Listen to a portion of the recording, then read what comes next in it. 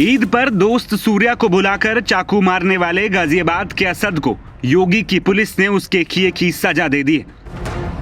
मगर ये एक्शन अभी थमा नहीं है, बल्कि अब असद और उसको इतना जघन्य अपराध करने के लिए उकसाने वालों पर भी नकेल कसी जा रही है। जांच में सामने आया कि खोड़ा के नवनीत विहार में जिस मकान में असद अपने मां बाप के साथ रहता था, वो सरकारी जमीन पर अवैध कब्जा कर बनाया गया और अब इसी इमारत को प्रशासन बुलडोजर से ढहाने वाला है, क्योंकि बिल्डिंग मालिक को 15 दिन में जमीन को खाली करने का अल्टीमेटम जारी कर दिया गया है और घर के बाहर नोटिस भी चस्पा कर दिया गया है।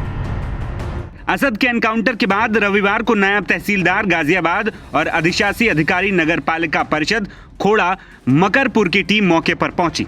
ढोल बजवाकर और लाउडस्पीकर से मुनादी कराने के बाद टीम ने बिल्डिंग मालिक के नाम पर नोटिस चस्पा कर दिया। बताया जा रहा है कि यह मकान अभी भी असद के पिता के नाम पर है। घर के बाहर चिपके इस नोटिस में लिखा है कि ग्राम खोड़ा के खसरा संख्या 70 की सरकारी भूमि पर अवैध रूप से निर्माण किया गया है। राजस्व रिकॉर्ड में ये जमीन 5/3 भूमि के तौर पर दर्ज है और बिल्डिंग मालिक को 15 दिन के भीतर अवैध निर्माण हटाने और इमारत खाली करने के निर्देश दिए गए। कुछ दिन पहले ही सूर्या चौहान की मां ने रोते हुए मीडिया से कहा था कि उनके बेटे के हत्यारों के घरों पर बुलडोजर चलना चाहिए। उनके इस बयान के कुछ दिन बाद ही प्रशासन ने बुलडोजर कार्रवाई की चेतावनी जारी कर दी है। इसके अलावा खोड़ा को अपराध मुक्त बनाने के लिए 3 दिन तक ऑपरेशन क्लीन स्वीप भी चलाया जाएगा, जिसमें हर गुंडा तत्व, असामाजिक तत्व के घरों की तलाशी ली जाएगी।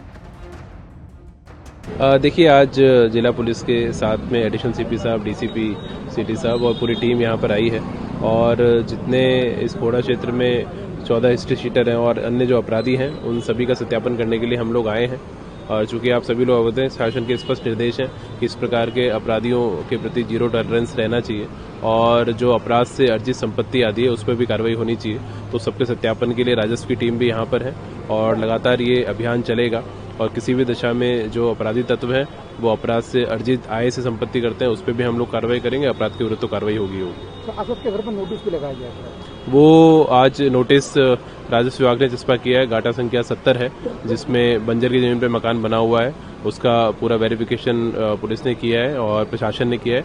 15 दिन का नोटिस दिया गया है और उसके बाद हम विधिक कार्रवाई करेंगे। जिला पुलिस के द्वारा समय समय पे अपराधियों के सत्यापन की कार्रवाई की जाती है। इसके लिए यूपी पुलिस में एक यक्ष ऐप का भी डेवलप किया गया है, जिसके थ्रू हम सभी अपराधियों का सत्यापन करते हैं। इसी एक क्रम में आज मैं, डीएम साहब, डीसीपी सिटी और जो पूरी टीम्स हैं वो खोड़ा थाना क्षेत्र में अपराधियों के सत्यापन के कार्य के लिए आई हैं। सभी प्रॉपर टीम्स जितनी भी यहाँ पे आई हैं और जितने भी अपराधी हैं उनको चेक किया जा रहा है। उसके साथ साथ प्रशासन की टीम भी है, जिनके बारे में डीएम साहब आपको बताएंगे। यहाँ पे एसडीएम साहब, नायब तहसीलदार और उनकी पूरी टीम्स आ गई हैं, ताकि इस जो हमारी जो सर्च कहीं पे भी जो हमको सूचनाएं मिली है उस पर जो हमारी कार्रवाई हो रही है, सत्यापन की कार्रवाई है, कहीं पे आवश्यकता पड़ने पे सर्च की कार्रवाई होगी। दरअसल गाजियाबाद के थाना खोड़ा क्षेत्र के नवनीत विहार में बकरीद के दिन 28 मई को सूर्या चौहान की हत्या कर दी गई थी। सूर्या को असद ने अपने साथियों के साथ मिलकर चाकू मार दिया था और इलाज के दौरान सूर्या ने दम तोड़ दिया। पुलिस ने परिजनों की शिकायत के बाद 5 लोगों के खिलाफ केस दर्ज किया। 31 मई को पुलिस और फरार चल रहे मुख्य आरोपी असद के बीच मुठभेड़ हुई, जिसमें उसकी गोली लगने से मौत हो गई।